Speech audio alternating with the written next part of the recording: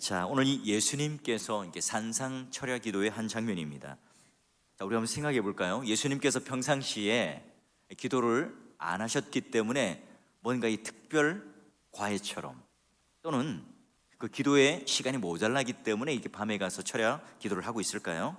예수님께서는요, 곳곳에 보면 이 지평선 너머로 해가 얼굴을 내밀기도 전에 어둑어둑할 때 아무도 없는 곳으로 나가서 기도 생활을 꾸준히 하셨던 분입니다. 여러분, 새벽 기도를 일상적으로 매일 드린다는 것 그리 쉽지 않다는 거 여러분 잘 아시죠? 우리 주님은 이 새벽 기도만으로 이 사역을 감당할 수 없었을까요? 하나님의 뜻을 이루지 못했을까요? 그렇지 않죠. 살아계신 하나님과 연합 속에 교제하시고 공감하시고 또 교감하시면서 헌신적인 이 기도를 매일 새벽마다 그 살인적인 사역에 불구하고도 매일마다 예수님께서는 나가서 기도를 했어요. 얼마든지 편하게 살 수 있죠. 그러나 하나님과 첫 시간을 열며 나갈 뿐만 아니라 이렇게 또한 하나님께 밤 시간에 늦도록 기도하는 장면을 보여줍니다. 자, 그럼 육신의 연약함을 우리가 가지고 있지만 그 안락함을 포기하며 밤이 새도록 하나님 앞에 자신을 불태우고 있는 이런 기도를 하고 있는 이유가 뭘까? 13절에 보니까 자, 단서가 나와 있죠. 그 제자들을 부르사 그 중에서 12를 택하여 사도라 칭했다. 예수님께서 밤을 하얗게 지새우도록 자신의 전 존재를 짜내어서 하는 이 기도, 그 이유가 뭐라고요? 예수님께서 12사도를 택하기 전에 많은 사람들을 어떻게 해요? 말씀으로 가르쳤죠. 그 많은 무리들 중에 택하여 12를 골라내는 사도라 칭하며 또한 그들에게 사역을 주기 위해서 지금 밤새도록 12제자를 택하는 그 기도를 하고 있었다. 이렇게 누가는 보고 있습니다. 여러분, 구름대 같은 많은 사람들이 예수님을 따랐습니다. 여기는요, 바로 그 중에 12를 택한다는 것, 사도를 택한다는 것, 어떤 의미가 있을까요? 단기적으로는 예수님과 함께 3년 동안 공생애를 하면서 동고동락하면서 예수님의 사역을 동력하고 돕겠죠. 또한 장기적으로는 신약 교회에 초석을 놓는, 즉 예수님 당대로 그치지 않고 예수님께서 십자가로 돌아가시고 또한 부활 승천하신 이후에 이 교회가 세워지면, 설립되어지면 이 시대까지 성령 하나님의 그 사역을 통해서 이 교회가 온전히 하나님의 뜻대로 이루어져가는 그 원대한 계획이 있었던 거예요. 자, 그러므로 예수님께서 제자들을 택하는 그 순간은 예수님 생애에 있어서 얼마나 중요한 순간이었을까요? 마치 그 인생의 분수령과도 같았겠죠. 하나님의 그런 특별한 그 인도하심을 받기 위해서 예수님은 어디로 갑니까? 산으로 가세요. 그리고 밤이 새도록 기도를 하셨다. 이렇게 성경은 기록합니다. 여러분, 누가복음의 이 장면은요, 병행구절, 마태복음과 또 마가복음에도 동일하게 나와요. 그런데 누가복음과 특별하게 다른 점이 뭐냐면 아주 건조하게 그냥 그의 12제자를 부르사, 마태복음이나 마가복음에 보면 자기 원하는 제자들을 불렀다, 이렇게 표현되어 있습니다. 반면에 누가복음 같은 경우는요, 밤새도록 기도를 했다 또는 12를 택했다라고 하는 식으로 예수님께서 구체적인 어떤 시간에 무엇을 하셨는지를 정확하게 기록하죠. 그러기에 오늘 누가의 눈으로 볼 때 중요한 특징이 뭡니까?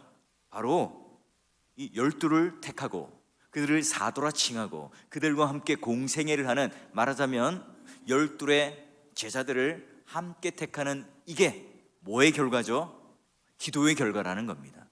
그냥 보니까 내 뜻과 맞고 나와 좀 성격이 비슷하고 나와 어떤 습성이 비슷한 그런 사람들을, 내가 좋아하는 사람 12를 골라서 나의 제자를 삼고 나의 부하를 삼은 게 아니라 예수님께서는 그 기도를 밤새도록 하는, 마치 진액을 짜내는 그 기도를 한 결과 12를 택했고 그들을 사도라고 칭했어요. 자, 그러면 예수님께서 기도하기 위해서 먼저 산으로 올라갔다는 언급이고요, 장소적인 거죠. 그 다음에 예수님께서 밤새도록 기도했다, 시간적인 의미를 지금 우리들에게 알려줍니다. 자, 이 두 부분을 주목해야 되는데, 자, 그럼 우리가 이 장면을 보면서 우리는 철야 기도를 해야 되고 또한 이런 기도의 장면, 사람을 뽑을 때 우리는 기도를 열심히 해야 된다, 이런 장면으로 좀 가기보다는요, 오늘 하나님께 기도를 했더라, 이 의미가 과연 뭔가 하는 겁니다. 자, 이걸 좀 원어적인 의미로 풀어보면 하나님께 기도했다는 말은 하나님의 기도를 했다, 하나님 안에서 기도를 했다, 이런 표현으로 우리가 직역해서 볼 수가 있어요. 누가는 예수님께서 기도를 할 때 아버지께 사로잡힌 기도를 했다, 이걸 지금 강조하고 싶어요. 그러니까 자기가 원하는 대로 자기의 뜻대로 기도를 할 수 있지만, 얼마든지 여러분 하나님 아들이니까 아버지의 뜻을 아는 그 아들이 자기의 뜻대로 기도하는 것도 하나님의 뜻대로 기도하는 거죠. 그런데 오늘 하나님 아버지를 대상 삼고 하나님 아버지를 목적 삼아서 바로 하나님 아버지께 사로잡힌 그 기도를 밤새 하셨어요. 이걸 지금 누가는 하나님의 기도다, 하나님께 기도했다, 이런 표현을 씁니다. 여러분, 예수님께서 하신 이 기도를 정확히 이해하기 위해서 그러면 세 가지 정도를 주목해야 되는데요. 그럼 예수님께서 왜 산에 올라가셨는가? 그 산에 올라가서 기도했던 그 배경이 뭘까?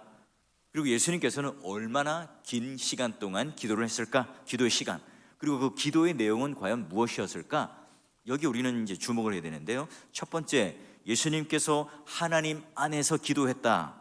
바로 예수님께서는 왜 지금 산에 올라가셨는가, 그 배경이 중요합니다. 자, 12절 시작하는 문구에 이때에 라고 표현되어 있죠. 그 당시 본문의 배경이 뭡니까? 서기관, 바리새인들, 예수께서 이제 그들의 안식일 전통을 무시하는 것 때문에 굉장히 화가 나 있습니다. 회당에서 안식일 날 치유 사역을 합니다. 기적을 행하는 것 때문에 그들은 심히 반발을 했어요. 그리고 지도자들은 예수께서 들것에 실려온 이 중풍병자, 이 죄를 용서합니다. 아니, 병을 낫게 하는 기적도 놀랄만한 일인데요, 하나님만이 할 수 있는 그 죄 용서, 사죄를 선언합니다. 이게 어떻게 좀 있을 수 있는 일입니까? 바로 하나님을 모독하는 것이다. 자, 이런 일 때문에 예수님을 좋아할까요? 싫어하죠.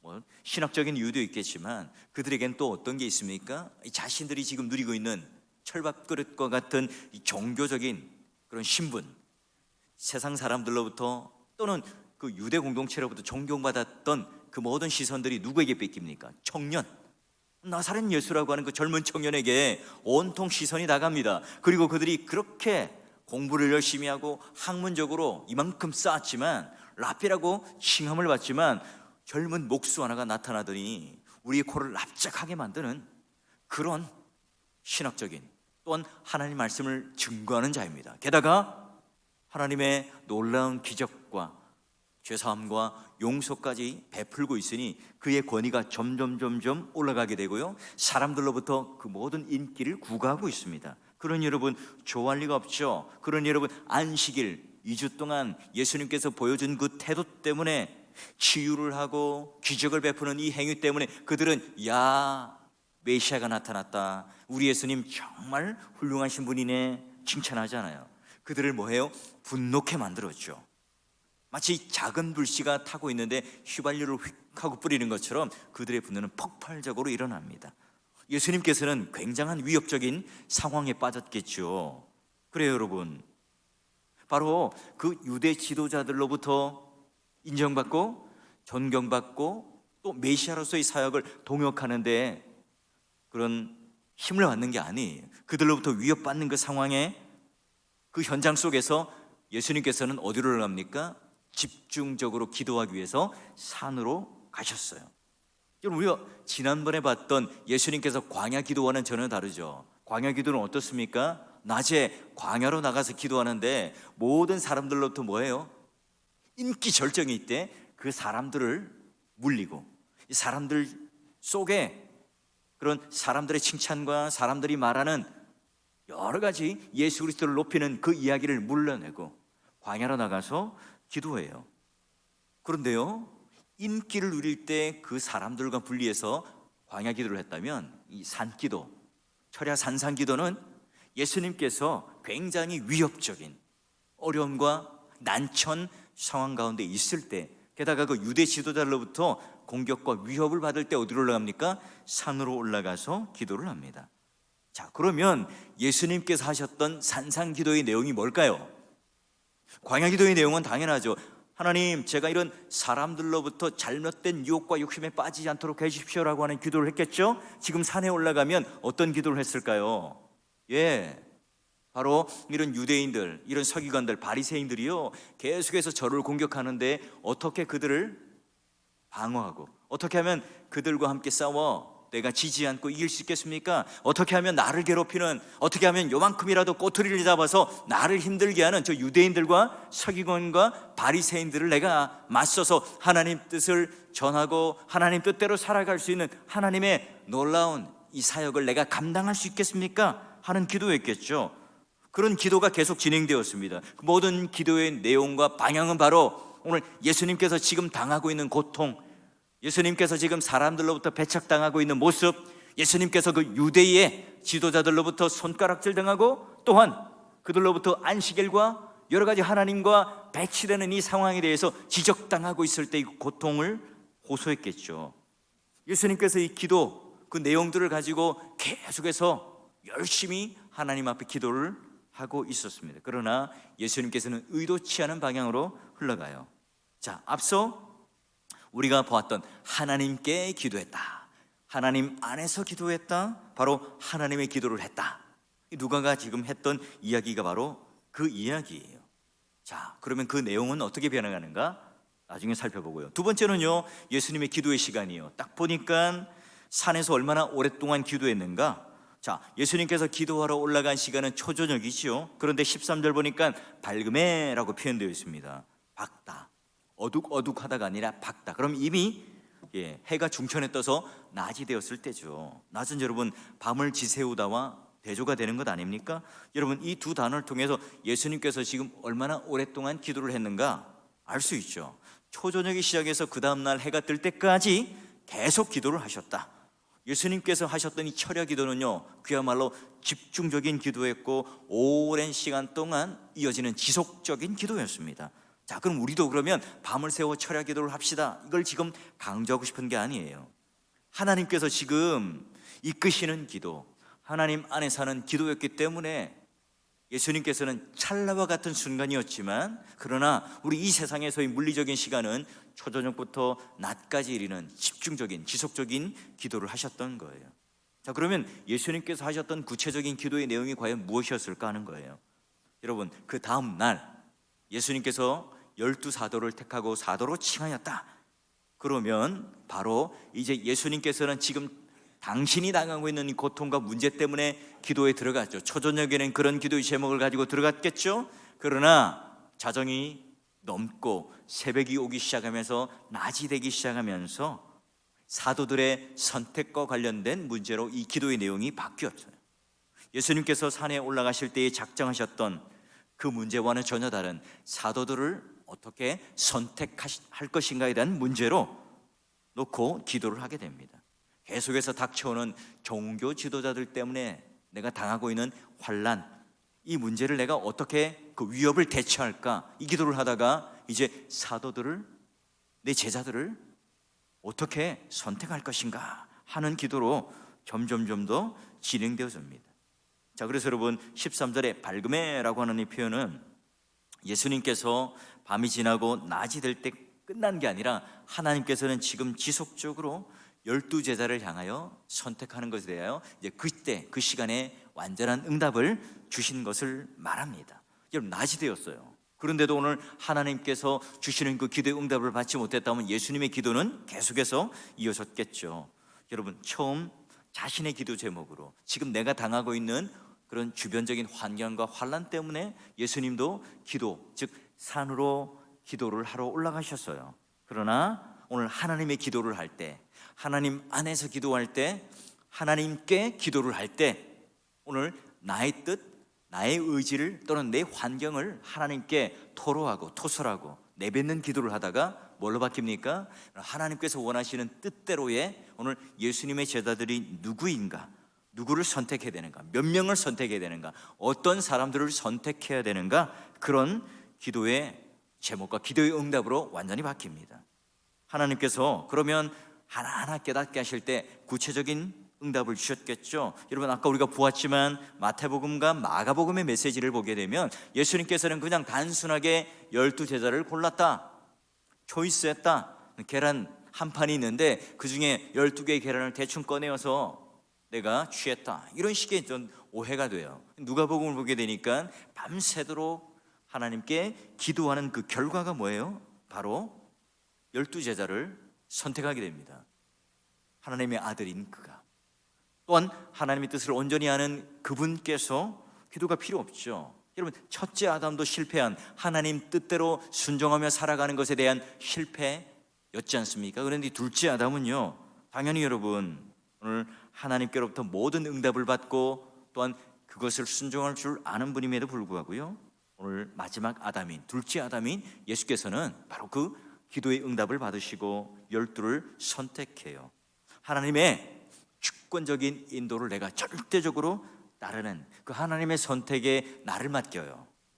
내 뜻을 관철시키고 내가 영수증을 제출하는 것이 아니라, 바로 나는 이런 기도의 제목을 가지고 들어갔지만 밤을 새우고 낮이 밝아옴으로 말미암아 오늘 이 모든 어둠이 물러가고 내 안에 있는 원망과 불평과 환난과 고난과 역경들, 이 모든 것들이 다 물러가고 오히려 하나님께서 나에게 주시는 낮과 같이 밝은 빛으로의 새로운 하나님의 그 놀라운 뜻으로 응답을 받습니다. 여러분, 예수님께서 이렇게 천차만별의 12의 제자를 다양한 성품, 다양한 배경, 다양한 어떤 고향의 출신들, 이런 제자들을 선택할 때요, 굉장히 놀랍죠.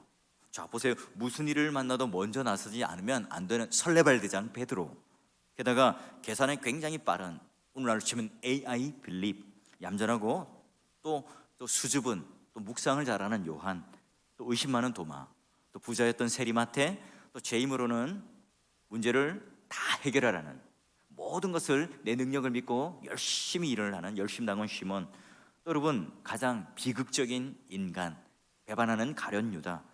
어떻게 예수님께서 이런 다양한 선택을 할 수 있었을까요? 이런 제자들이 어떻게 하면 하나가 될 수 있고 어떻게 하면 예수님의 뜻을 쫓아 그들이 변화될 수 있을까요? 여러분, 서로 하나가 될 수 없었던 제자들, 굉장히 연약했던 제자들은 사도행전에 가면 예수님과 똑같은 그 모습으로 능력을 보여주고 또한 사도들로 진짜 변화되는 능력, 지금은 그들을 제자로 불러서 사도라 칭했다라고 했지만 그 사도라 걸맞는 삶을 살아내지 못하잖아요. 결국은 그들이 언제요? 사도행전에 가면 제자일 뿐만 아니라 사도라 칭함을 받는 그 걸맞는 모습으로 그때 가서야 하나님의 멋진 걸작품으로 변화가 됩니다. 물론 여러분, 예수님의 제자 중 하나인 이 가룟 유다는 배반을 하고 자결을 하게 되죠. 예수님께서 그 아시잖아요. 얼마나 안타까웠을까요? 자, 그러면 예수님께서 이런 산상철학 기도를 통해서 우리가 그러면 본받고 배울 만한 게 뭐가 있을까요? 자, 예수님의 기도는 집중적이었죠. 지속적이었고 끈질긴 기도였습니다. 예수님께서는 응답 받을 때까지 기도를 했습니다. 예수께서도 기도를 처음 시작할 때에는 초저녁 시간이었죠. 응답 받을 때는 낮 시간이었습니다. 다음 날이었습니다. 여러분, 예수님께서 그러면 낮 시간 동안 하나님께서 응답을 주시지 않았다면 계속해서 그 기도를 이어가셨겠죠. 예수께서 나중에 비유로 말씀하시는 것처럼 불의한 재판관이 있는데 그 불의한 재판관이 과부가 나가서 끈질기게 그 불의한 재판관에게 매달리고 그 문제 해결을 받았던 과부의 그 비유처럼요, 예수님께서도 그 산상철학 기도를 통해서 끈질기게 그 하나님을 붙들고 기도했던, 실망하지 않고 낙심하지 않고 끝까지 끈질기게 집중적으로 지속했던 그 기도의 모습, 그게 바로 오늘 하나님을 붙들고 하는 강청 기도이기도 하죠. 왜 그래요? 바로 하나님 안에서 하는 기도, 하나님께 하는 기도였기 때문에 가능해요. 우리가 기도를 길게 하면 뭔가 하나님께서 응답을 주실 거다, 그게 아니라 하나님과 관계가 될 때, 내가 하나님의 안에서 기도를 할 때, 하나님께 기도를 할 때 어떻게 해요? 바로 나도 모르게 이 찰나와 같은 시간이 지나가는 거예요. 여러분, 사랑하는 연인과 함께 있을 때 어때요? 시간이 나도 모르게 빨리 가죠. 똑같은 1시간이라고 하는 물리적인 시간이지만 나랑 사이가 좋지 않은 좀 껄끄러운 인간관계, 또는 마음이 상한 원수와 함께 있으면요, 5분은 어때요? 5일처럼 느껴지잖아요. 똑같은 겁니다. 오늘 하나님과의 이 관계라고 하는 측면에서 볼 때 이 기도가, 우리가 하나님과 올바른 관계가 되어 있다면, 하나님이 오늘 나를 지극히 사랑하는 존재로 연인과의 관계로 있다면 내가 지금 이 기도를 하나님에게 말하자면 찰나와 같은 뭔가 내가 끈질기게 집중적으로 시간을 많이 해서 기도를 한다고 오늘 우리의 의지와 노력으로 하는 것이 아니라 바른 관계에 있을 때 이와 같이 우리의 기도는요 집중적이고 끈질기고 또 지속적인 기도의 놀라운 낭만을 누릴 수 있어요. 둘째는요 바로 하나님께 푹 빠지는 하나님의 기도, 하나님 안에서의 기도죠. 예수님은 마치 자기의 환경, 자기의 어떤 환난들을 하나님께 모든 것을 해결받기 위해서 때를 쓰며 결죄를 받으러 간 기도가 아닙니다. 예수께서는 이 기도 중에 하나님의 주권적인 뜻을 알죠. 오늘 하나님께서 지금 내가 당하고 있는 환난보다 더 중요한 것이 예수 그리스도께서 그의 제자들을 하나님께서 선택하시는 문제가 더 중요하다는 사실을 깨닫습니다. 바로 기도 중에 분명하게 드러나는 하나님의 뜻을 예수님께서는 붙잡죠.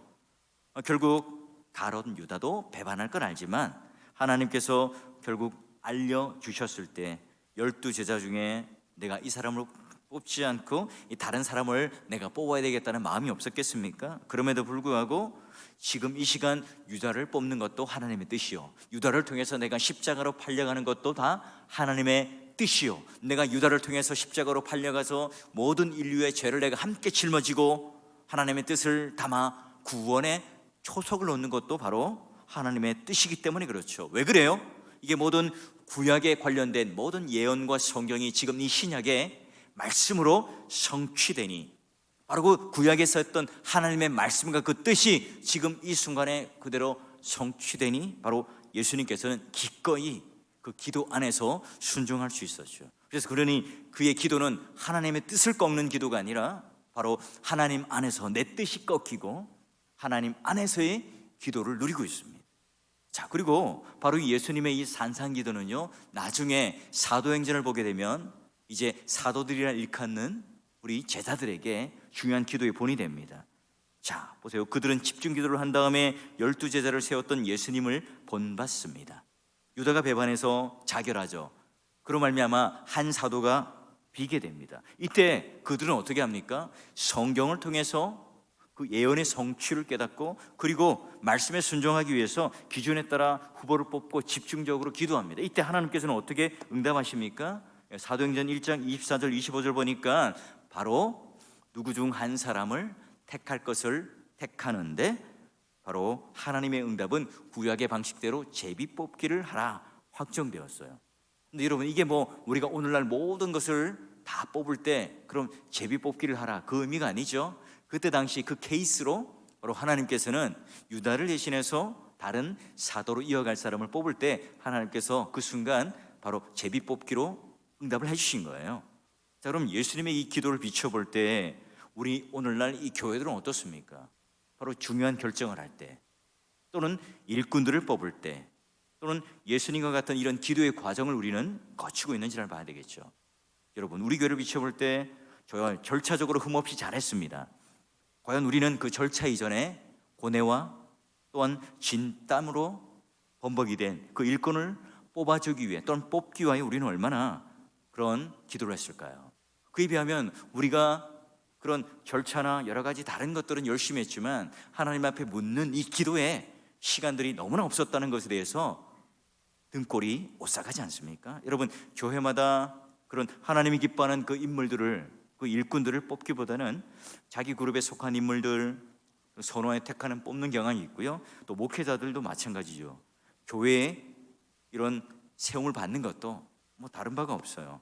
철저하게 우리가 하나님 중심에 또 하나님 뜻대로 살아가는 인물이라면 별 상관이 없지만 하나님 중심에서 떠난 자기 중심의 사람이라면 굉장히 심각한 문제가 되겠죠. 그런 일꾼들을 뽑는데 속된 말로 가방끈, 돈, 여러분 이런 배경들을 떠나서 정말 우리는 하나님께서 원하시는 사람을 뽑겠다, 전폭적인 순종의 자세가 오늘 우리 마음속에 간절한 기도 속에 녹아 있습니까? 여러분 간절한 눈물의 기도 대신 우리는 언제나 이런 교회 전체를 비열한 선거 또는 냉철한 그런 하나님 앞에 기도를 하는 지속적인 기도를 하는 이런 것들을 통해서 우리는 얼마나 이 교회가 거룩해지고 순수해지고 건강해져 있는가. 정말 하나님께서 우리에게 진 선물로 주신 이 직분, 이걸 잘 감당하고 있는지를 다시 한번 이 기도 시간을 통해서 하나님 앞에 비춰봐야 합니다. 결국은 하나님 앞에 개인 또는 교회 전체를 향한 하나님의 주권적인 놀라운 뜻과 그 설계를 붙들고 우리가 기도를 하지 않는다면, 우리가 아무리 겸손한 척해도 또한 이 모든 탈을 쓴 교만과 오만과 외식과 가식, 또 좋은 포장지로 포장되어진 그런 욕심에 지나지 않죠. 여러분, 고난과 어려운 길에 고집을 들고 캄캄한 밤에 기도하러 올라가셨던 바로 그 예수님께서 내 뜻이 꺾이고 순종하여 빛과 같이 낮에 그 기도의 응답으로 밖으로 나왔던 예수님처럼 우리의 기도의 시작은 어때요? 낮은 수준으로 시작해서 또 낮은 수준으로 끝나는 그런 한계 속에 있지는 않습니까? 자, 청교도의 명언 중에 그대가 기도할 때까지 기도하라. 자, 이 말은요, 오늘 형식적인 기도에 벗어나서 바로 예수님께서 하셨던 이 기도의 놀라운 은혜 안으로 들어갈 수 있도록 하라 하는 명언이에요. 혹시 여러분에게 물을 수 있죠. 당신은 언제 기도합니까? 어디서 기도합니까? 묻는다면 여러분 어떻게 대답하시겠어요? 저는요, 특별히 정해진 기도의 시간도 없고 정해진 장소도 없습니다. 이렇게 대답하는 사람은 둘 중에 하나겠죠. 하나는 여러분 사도들의 수준에 육박하는 그런 경건을 소유한 사람이거나 아니면 진짜 별로 기도하지 않는 사람일 수 있습니다. 우리가 지금까지 신앙생활 잘해왔어요. 하나님의 인도하심을 받았습니다. 우리 이만큼 놀라운 복을 누리며 사는 것 정말 감사한 일이죠. 그러나 여전히 우리는 하나님의 인도하심이 필요한 연약한 사람입니다. 하나님의 특별한 인도하심이 과거에는 필요했고 지금 이만큼 우리는 잘 나가고 또한 안정감을 누리고 안락을 누리고 있기 때문에 이제는 우리는 특별한 환경의 위기가 닥치지 않으니까 더 이상 우리는 기도가 필요 없다, 또한 우리의 신앙이 어떤 하나님께 붙들린 하나님의 기도가 필요 없다라고 생각한다면 우리는 그 나태한 신앙 속에 점점 더 하나님과의 관계는 멀어질 수밖에 없습니다. 우리 생에 뭔가 점을 찍는 매 순간마다 예수님께서 이런 특별한 기도로 하나님께 매달렸던 것처럼요, 고단한 그 인생의 축 또는 무거운 삶의 짐을 지고 우리가 살아간다면 우리는 일상적인 그 기도 생활을 하나님께 드리고 있지만, 그러나 이런 한계를 극복하지 못한 채 또한 우리는 늘 문제 앞에 부딪히고 있지는 않습니까? 제가 어릴 때 주일학교 때요, 공예배에 들어가면 목사님께서 항상 마지막에 하신 말씀이 있습니다. 환난의 때를 위해서 하루에 30분 이상 기도합시다. 이게 마지막 광고 멘트셨어요. 늘 어릴 때부터 그게 귀에 못이 박히도록 들었는데요, 늘 우리가 앞서 있는, 우리가 앞으로 다가오는 그 환난에 대하여 내가 먼저 대비하고 기도할 때, 뭔가 우리가 그 순간에 닥쳤을 때 특별한 기도를 우리가 요구하고 있는 것이 아니라 오늘 늘 언제나 그 일상적인 기도 속에서도 광야로 나가고 산으로 올라가서 수많은 사람들로, 군중들로부터 그 분주함 속에 있을 때도 하나님과 눈맞춤을 할 수 있는 시간들을 떼어놓는, 그리고 사람들로부터 어려움을 당하고 핍박을 당하지만 이걸 정치적인 문제로 해결하지 않고 또는 사람을 찾아가서 뭔가 나의 문제를 해결하려고 나의 그런 동력자, 나의 어떤 뜻을 같이 하는 정치적인 가신들을 만드는데 극복하지 않고 바로 기도하러 산에 올라가셨던 그 예수님처럼 우리 모두 다 그 인생의 특별한 지점을 지날 때, 오늘 내가 이때가 내 인생의 정말 특별한 때입니다. 하나님, 이때 하나님 나를 인도하여 주시고 하나님 뜻대로 내가 기도의 응답을 받을 수 있도록 허락해 주십시오. 이렇게 여러분 기도의 포문을 열고 들어간다면 우리 누구나 다 기도의 응답을 받을 수가 있겠죠. 그 중에 하나, 배반하는 가룟 유다처럼 정말 내 인생에 용납할 수 없고 또 인정할 수 없는 그런 선택지가 우리에게 주어질 수도 있죠. 그럼에도 불구하고 오늘 우리 기도의 제목이 하나님께서 이루어 주셔도 좋고요, 안 이루어 주셔도 좋습니다. 하나님, 우리가 들어주실 때 급한 기도부터 먼저 들어주시고요, 생각나면 제 기도를 들어주신 말든지 하십시오. 이런 건 우리 기도의 생활, 우리 기도의 제목이 아니겠죠. 매일매일 여러분 우리 작은 일 속에서도 내가 정말 하나님 앞에 최선을 다해서 충성스러운 삶을 사는 게 없다면 우리는 이 장엄한 십자가를 지겠다고 하나님 앞에 고백하는 모든 것은 다 영적인 허영입니다. 하나님께서는 전혀 듣지 아니하는, 마치 허공에 떠돌다 사라지는 소리처럼 전혀 하나님 귀에는 들리지 않는 간구겠죠. 오늘 우리가 하나님 앞에 예수님처럼 수많은 사람들로 둘러싸여 있을 수도 있고요, 또는 그 수많은 사람들이 나를 너무나 좋아하고 너무나 인정해주는 그런 인생을 살 수도 있겠지만, 더불어 정말 나와 갈등 관계에 있고 나와 그런 모든 것들을 다 이 서기관과 바리새인처럼 이런 어떤 텐션, 그 긴장감 속에 있어서 오늘 내가 그런 하나님 앞에 산으로 밤이지만 기도를 할 수밖에 없는 그 환경 속에 있는 상황에 있을 수도 있겠죠. 그럼 언제나 내가 사람들로부터 인기를 구가할 때나 사람들로부터 배척을 당할 때나 상관없이 오늘 내가 하나님 앞에 그 게으름과 나태함 속에 나를 내버려 두지 않고 하나님의 사명이 무엇인지, 지금 이 순간 하나님께서 진짜 원하시는 뜻이 무엇인지를 묻고 따로 떼어진 광야와 산이라고 하는 하나님의 기도의 지성소를 마련하며 하나님 뜻을 물으러 갔던 것처럼, 그때에 결국은 주님 이 문제 저 문제 해결해 주십시오 라고 했던 나 중심적인 기도가 주님의 뜻을 이루시고 주님 나를 받아주십시오 라고 하는 기도의 제목으로 응답을 받는 하나님의 놀라운 기도로 바뀌어 가겠죠. 여러분, 오늘 이 밤에 그런 하나님의 특별한 인도하심이 열리는 그 기도의 세계로 초대받는 여러분이 되셔서 오늘 이 땅에 아버지의 뜻을 온전히 순종하고 아셨던 그 예수님께서 광야의 기도, 또한 산에 가서 이 철야의 산상기도를 통해서 이 세상에서는 누릴 수 없는, 이 사역으로만 알 수 없는, 내가 뭔가 일을 해서 기쁨과 즐거움으로 성취하는 것 그것 말고 하나님과 그 관계 안에서 누리는 이 세상에서는 말할 수 없는 그 놀라운 그 은혜의 시간, 마치 초저녁으로 이 낮에까지 이르는 그 집중적이고 끈질기고 이 지속적인 이 기도가 오늘 우리 안에도, 우리 삶 속에도 그 친밀한 하나님의 관계 속에서 이런 기도의 은혜를 누리심으로 말미암아 여러분의 기도도 하나님 안에서의 기도, 하나님의 기도를 통해 이와 같은 하나님의 놀라운 그 기도의 응답을 우리 모두가 누리시고, 또한 그 기도의 응답을 통해서 여러분의 삶이 바로 하루하루가 내 뜻으로 나의 아성의 이 벽돌로 쌓아가는 것이 아니라 하나님께서 기뻐하시는 그 놀라운 기쁨의 벽돌, 성화의 벽돌로 바로 건강한 주님의 몸된 일꾼으로 또 순종하고 헌신하는 믿음의 동력자가 되시기를 주의 이름으로 축원합니다.